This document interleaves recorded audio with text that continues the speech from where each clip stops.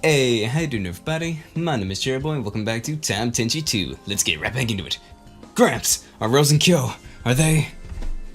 Yep, there. They're sedated and resting right now. So, how bad is it? Will they be okay?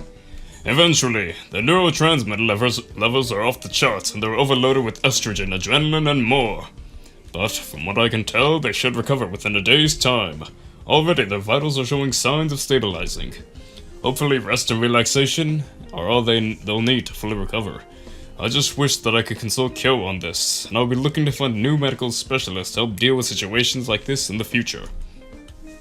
But for now, we have more immediate concerns to address. Namely what the bimbos from the future are up to, and just how badly they're already messed up the time stream by yanking Princess What's-Her-Name out of ancient Egypt! Mizuki called her Princess Neferine, sorry. And you don't have to worry, and... Oh wait, she can't hear me. No wait, she can't hear me! Kenji, could you... right, sure.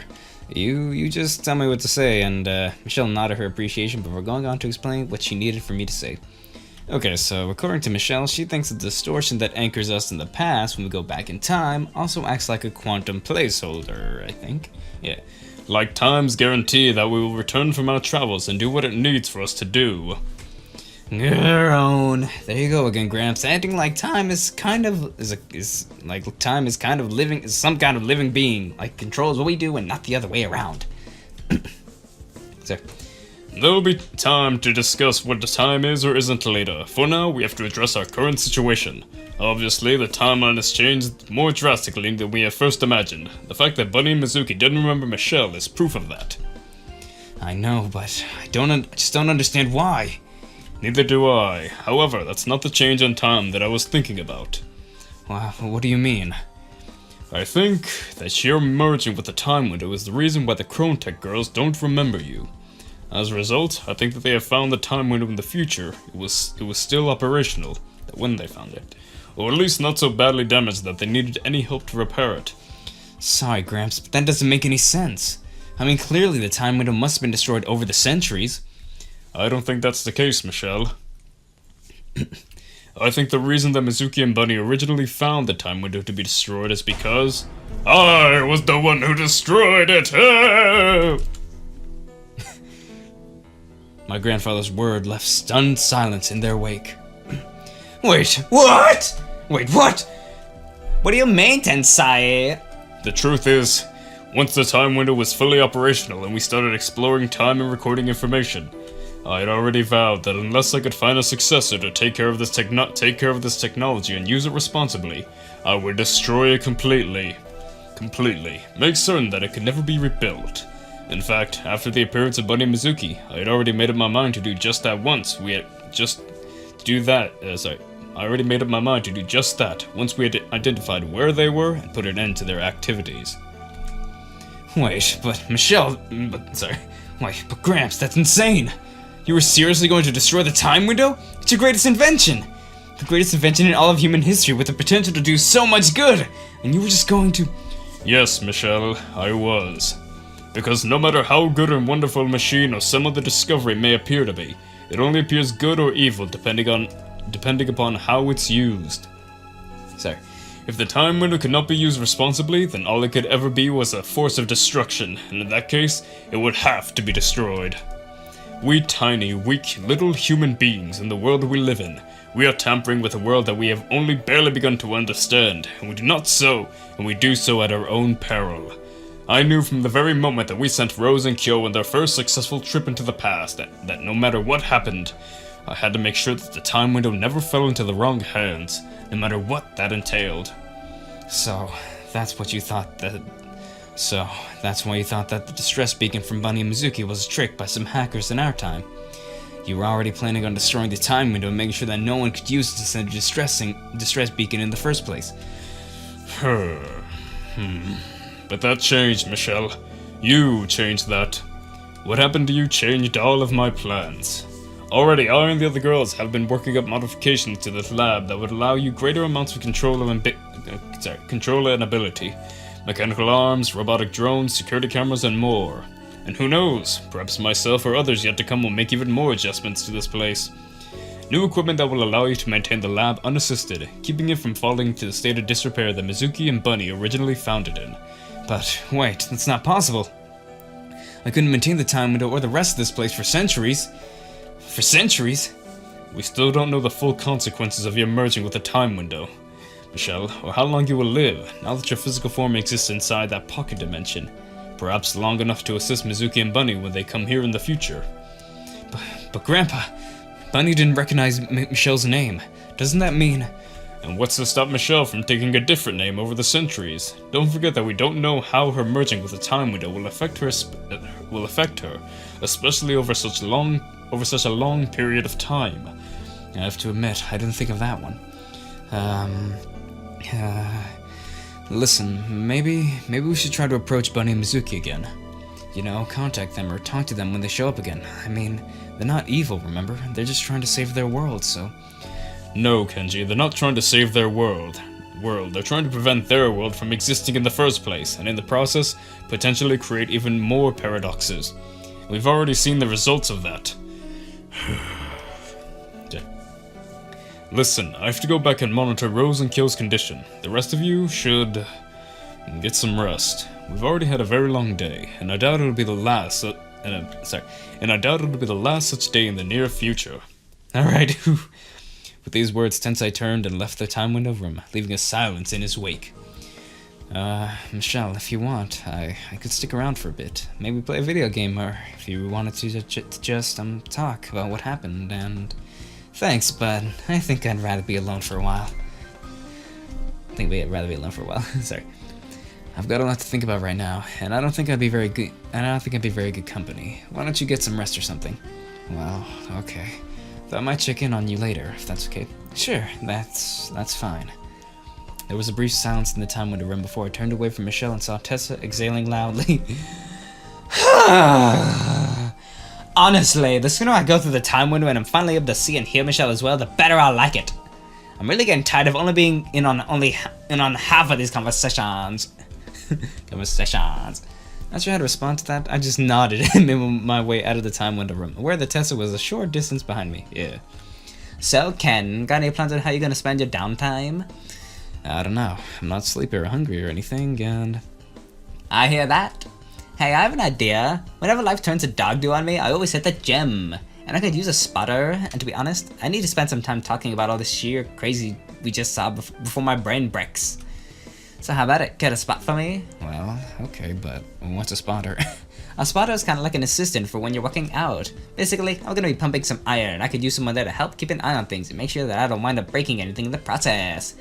So, would you mind helping me out on that? No, not that. That doesn't sound too hard, so... okay. Great, I'll meet you at the gym in 5. With that, Tessa darted off, leaving me to myself. Without any better ideas, I made my way towards the gym and proceeded to wait. There we are, look at all this stuff. And in the empty silence of the gym, a lot more confusion and concern floated up into my thoughts. There was one thing I couldn't escape, the fact that Bunny and Mizuki were up to something. Something that seemed bigger than their previous endeavors. And with the range of their time window extended so that they could go back thousands of years into the past, there was no telling what would happen next. This is making my brain hurt. Join the throng, Ken. Taking note of Tessa's voice, I turned to see her standing behind me. That was gonna be a CG. So, tell me something, Ken. You work out? You look to be in good shape. Well, I do jogging mostly, though sometimes I hit the gym at school, and I like to do a lot of outdoor stuff. I'll bet. Anyway, let's get to work. Anywho, let's get to work. I'm gonna need to pump a whole lot of iron to bust this funk. Alrighty, with that, Tessa made her way over to the changing room. A few more moments later, she emerged wearing a t-shirt and very short shorts. She also wore a headband and wristbands, and had socks and sneakers on. She went over to a weight bench and prepared a barbell, as well as going over what she needed me to do as her spotter. Alright, the thing is, the CG, yeah! You look very toned, Tessa. Very good. I thought that was like a rag or a piece of meat on her head. Sorry, okay. And for the next several minutes, that's exactly what I did. Just watch Tessa work out and be ready to help in case something went awry. Oh, see the pan shot. I watched and listened as she grunted with the effort, as her chest heaved with every exertion and every breath she took. It wasn't long before perspiration began to roll down her entire body. Perspiration, sorry, with several rivulets descending into the crevice of her cleavage. Fortunately, Tessa was too focused on her workout to notice my eyes wandering around. And as she went through her workout, pausing only for a sip from her water bottle between working sets, I found myself curious about her. So, Tessa, would you mind me asking you a few questions? Of course not. Go ahead and shoot. Well, if you don't mind, I was kind of wondering, why exactly don't you like being called cute? As soon as I said this, Tessa paused in mid-repetition and shot me a dirty look, but then she sighed and continued her workout. Sorry. I guess it's a fair question, given that most folks wouldn't mind being called cute. Let's fire up the imaginary time window for a trip down memory lane. More specifically, when I was a little girl living with my mother, whom my father had been wise enough to divorce. Oh boy. Too bad he wasn't able to get custody of me instead of the old hag. Wow, so you didn't get along with your mother, huh? And we have another contender for the title of Understatement of the Century. Anyway, my mother had basically mapped out my entire future for me and was ready and willing to do whatever she felt she had to do to make sure that I grew up in exactly the way she wanted me to. And one of the big goals she had in store for me was making sure that I became a cheerleader. Wait, Rose, she mentioned that you used to be a cheerleader, sir. Yeah, I bet she did. Since I let that little detail drop when he was introducing me to the others. And brother, do I wish he hadn't. Because it was dear old Marty that forced me to become a cheerleader in the first place. Seriously, you wanna know what my sweet 6th birthday present was, Ken? A stinking cheerleader outfit. I got gymnastics lessons, lectures on how to be graceful and cute, that sort of crud. Well, gymnastics I enjoyed, but not the rest of it. She was going out of her way to make sure that I made the team years before I was even ready for high school. Really? That's weird. I mean, I can see a mother wanting her daughter to be an actress or a doctor or something like that, but a cheerleader? Hey, common sense and my mother weren't exactly good bedfellows, and all I know is that cheerleading was one of the big things she had on her brain, and she wanted to make sure that I made the team. I mean, before I even started my freshman year in high school, she tried to talk me into getting a boob job so I'd stand out more and have a better shot at it. At this, I couldn't help but glance down at the assets in questions. In question, Tessa's workout clothes were clinging tightly to her frame with perspiration. And though I didn't consider myself an expert on such things, her breasts certainly seemed generously proportioned to me. I guess you said no, but what does all this have to do with why you don't like being called cute? Well, at first I didn't mind it. Back in my younger days, cute was the thing to be. But as I started growing up, I noticed a few things. First of all, I realized that I was the only one who was still being called cute, and more I noticed the way people started calling me that. Like it was a stealth insult of some kind. And then I started thinking it over, and I realized the kind of things people called cute. Babies, they're called cute. Baby animals, they're cute too. Stuffed animals, some toys, cute and cute. In other words, people and animals that were too small and weak to be able to take care of themselves, they were cute. And toys and possessions, they were cute. And when I realized that, I also realized what my mother had been doing.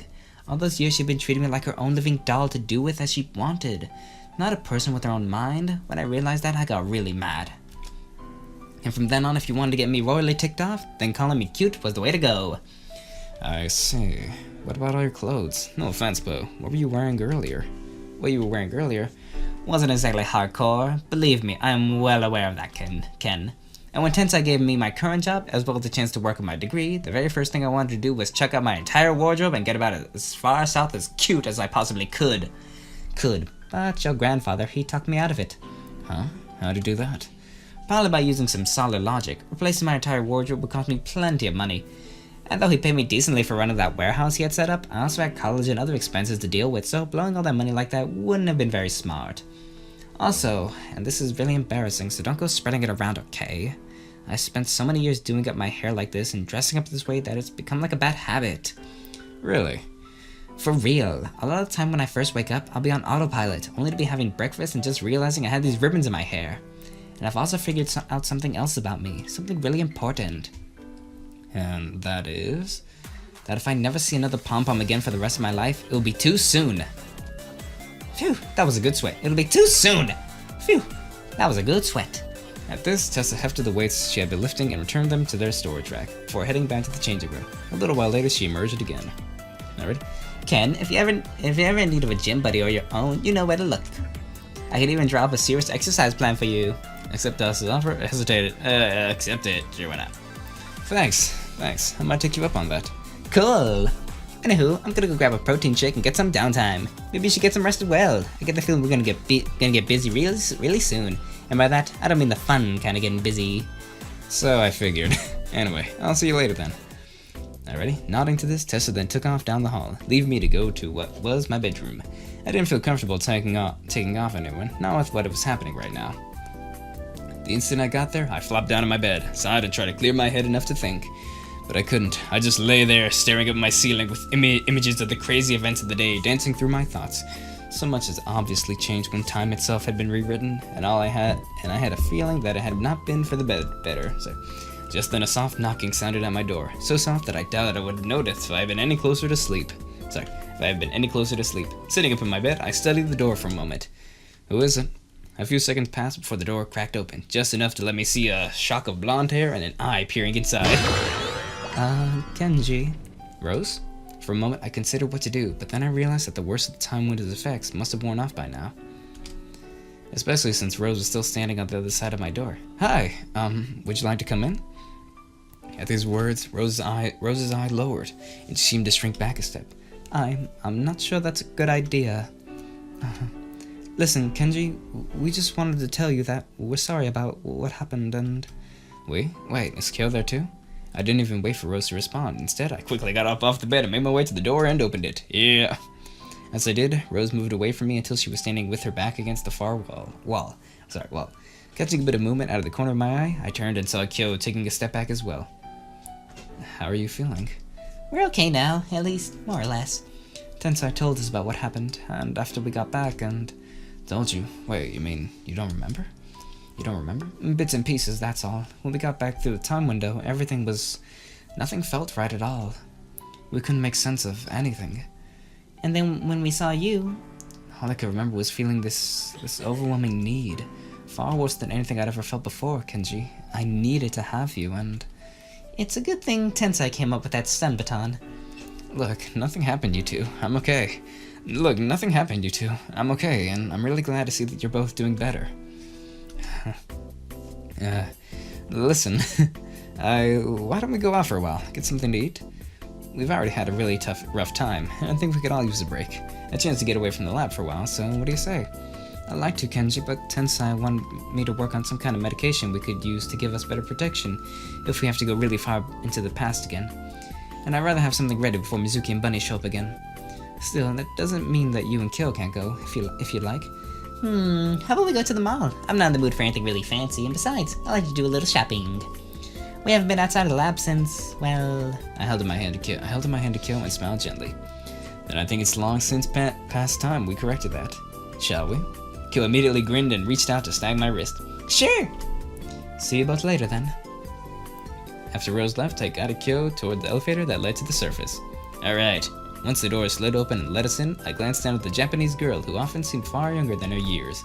For all the crazy happenings of earlier in the day, she seemed bright and cheerful as ever. Suddenly, she spoke up. Aww, I really wanted to go lingerie shopping today, but I can't while they're still like this. I noticed. They are big. She huffed, looking down at her still swollen assets. I did my best not to notice them. Yeah, I'm sure you'll be able to go soon.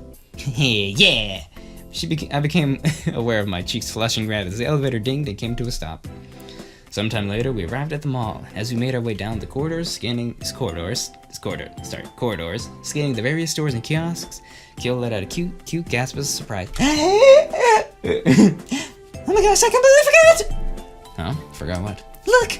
As KYO pointed off to the side, I looked up to see a nearby video game store. At the front of it was a cardboard cutout featuring what looked like a magical girl with a wand.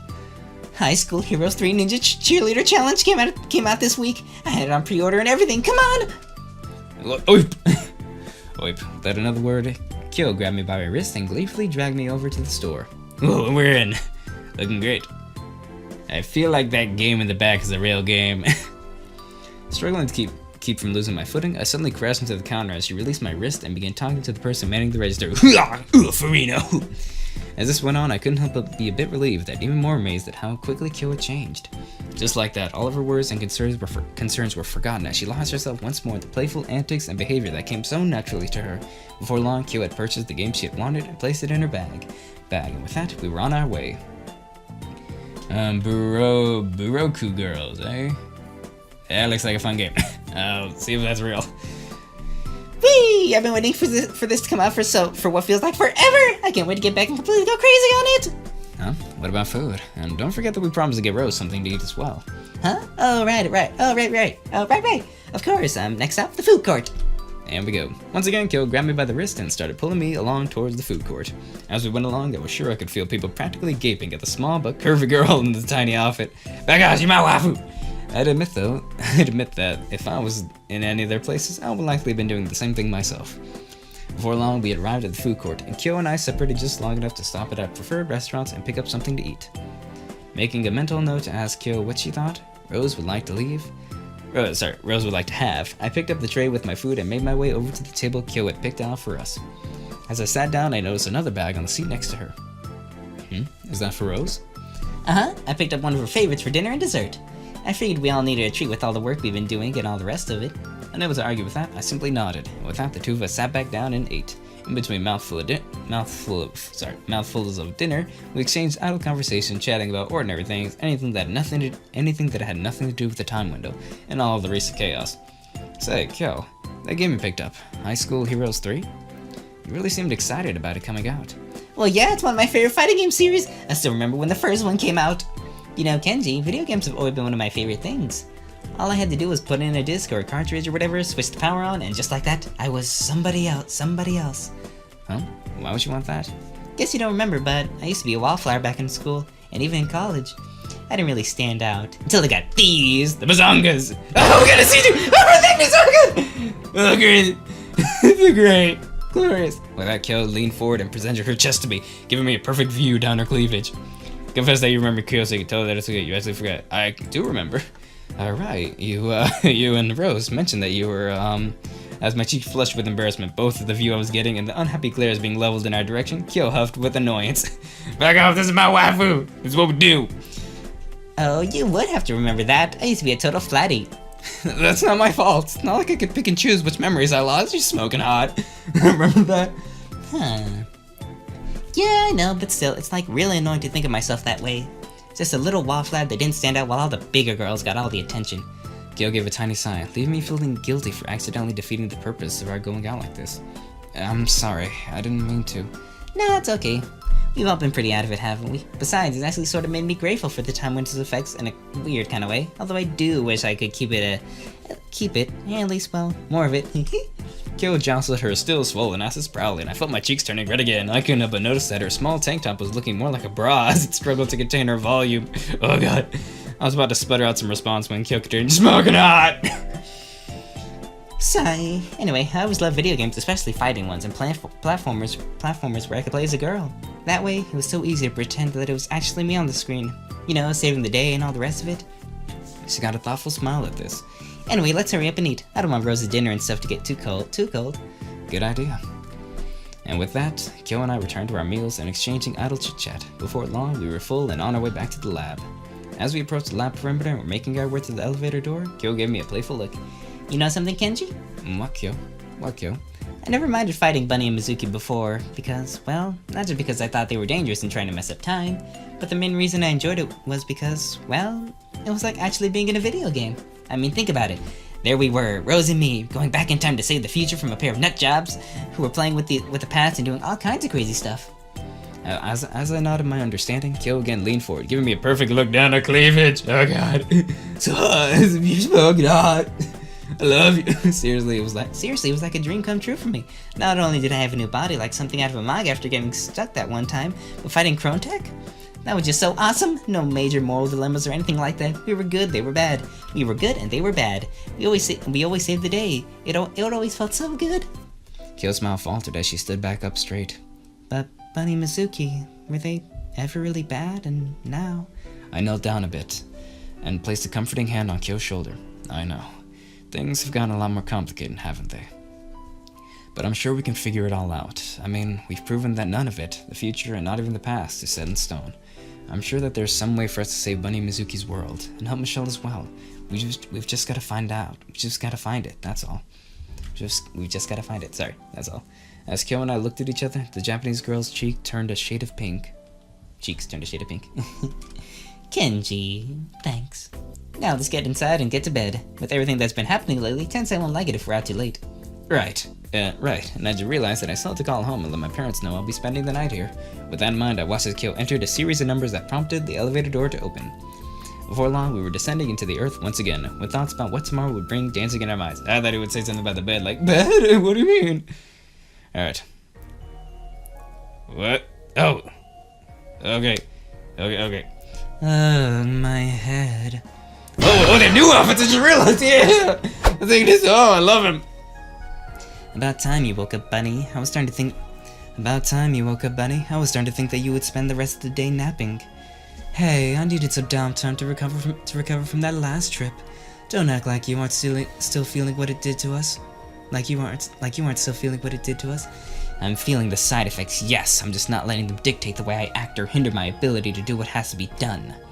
Pausing to roll her eyes, Bunny focused on the third person seated in the small bedroom that was now serving as an impromptu prison.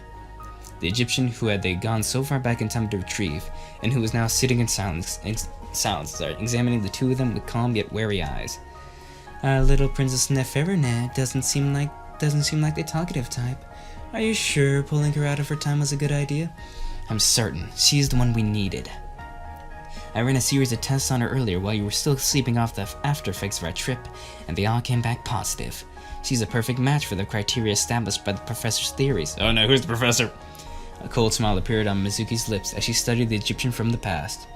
And even better, thanks to Tensai Shiro's helpers, we know for sure that what our time would have detected earlier was a substantial shift in the time stream.